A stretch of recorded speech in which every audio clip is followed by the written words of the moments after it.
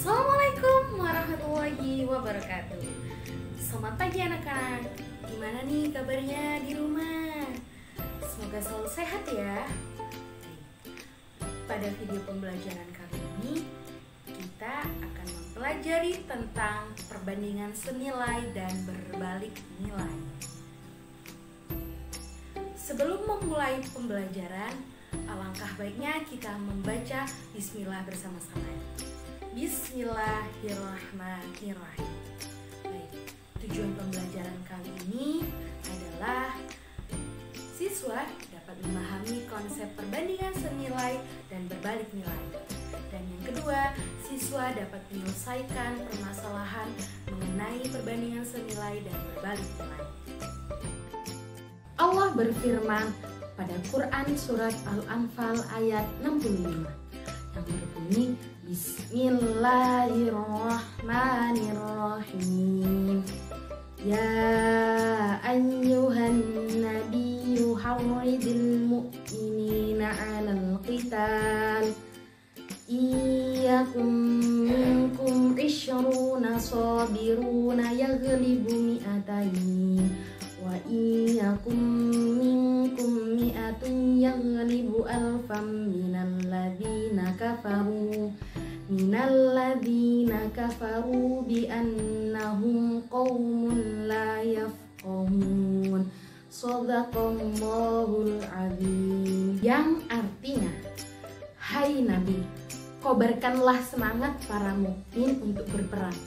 Jika ada 20 orang yang sabar di antaramu, niscaya mereka akan dapat mengalahkan 200 orang musuh. Dan jika ada 100 orang yang sabar di antaramu, niscaya mereka akan dapat mengalahkan 1000 daripada orang kafir. Disebabkan orang-orang kafir itu kaum yang tidak mengerti. Dari surat Al-Anfal ayat 65 tersebut dapat disimpulkan bahwa perbandingan senilai dan berbalik nilai itu ada ya di dalam Al-Quran. Ilustrasi yang pertama, Doni ke toko buku untuk membeli satu buah buku seharga 2.500 dan kemudian ia membeli lagi dengan buku yang sama. Dia membeli 5 buah buku dan ia harus membayar sebanyak 12.500. Ilustrasi kedua, seorang peternak memiliki kambing 30 ekor dan mempunyai persediaan makanan selama 15 hari. Jika peternak itu menjual beberapa ekor kambingnya dan bersisa hanya 25 ekor, maka persediaan makanan akan habis pada waktu 18 hari. Nah, dari ilustrasi pertama dan kedua, kita dapat informasi bahwa semakin banyak Doni membeli buku, maka semakin banyak juga ia harus membayarkan uangnya. Dan dari ilustrasi kedua, semakin sedikit ekor kambing yang dimiliki peternak itu, maka semakin lama pula persediaan makanannya akan habis. Ilustrasi pertama itu tadi termasuk perbandingan senilai, dan ilustrasi yang kedua termasuk perbandingan berbalik nilai. Perbandingan senilai itu apa sih, Bu? Jadi, perbandingan senilai itu adalah suatu besaran. Jika yang satu diperbesar, maka yang kedua harus diperbesar juga. Dan begitu pula sebaliknya. Kalau yang satu diperkecil, maka yang kedua harus diperkecil juga. Nah, seperti yang tadi ilustrasi pertama, Doni membeli satu buah buku, harganya 2.500. Dan kemudian Doni membeli 5 buku, dia harus membayarkan 12.500. Nah, dari ilustrasi pertama, yang awalnya Doni membeli satu buah buku harganya 2.500, kemudian ia membeli buku lagi 5 buah dan ia harus membayarkannya sebanyak 12.500. Benarkan konsepnya? Semakin banyak Doni membeli buku, maka semakin banyak pula ia harus membayarkan uangnya. Untuk ilustrasi kedua, tadi adalah perbandingan berbalik nilai. Apa sih perbandingan berbalik nilai itu, Bu? Jadi, perbandingan berbalik nilai adalah suatu perbandingan jika satunya diperbesar, maka yang kedua harus diperkecil. Jika satunya diperkecil, maka yang kedua besarannya harus diperbesar. Contohnya seperti ilustrasi yang kedua. Jika peternak punya 30 ekor kambing, maka persediaan makannya akan habis selama 15 hari. Jika peternaknya punya 25 ekor, maka makanannya akan habis pada 15 hari. Nah, jadi konsep dari perbandingan senilai dan berbalik nilai adalah seperti itu. Perhatikan contoh berikut ini. Setiap 10 gram kuning telur ayam mengandung 2000 mg kolesterol. Berapa kolesterol yang terkandung dalam 150 gram kuning telur ayam? Simak penjelasan berikut ini. Untuk memudahkan kalian untuk menyelesaikan soal tadi, Ibu beri penjelasan dengan bentuk tabel. Nah, jika kuning telurnya 10 gram, maka kandungan kolesterolnya 2000 mg. Kalau kuning telurnya 150 gram, berapa ya kira-kira kandungan kolesterolnya? Nah, jadi di sini termasuk perbandingan senilai. Kita pahami bersama-sama ya.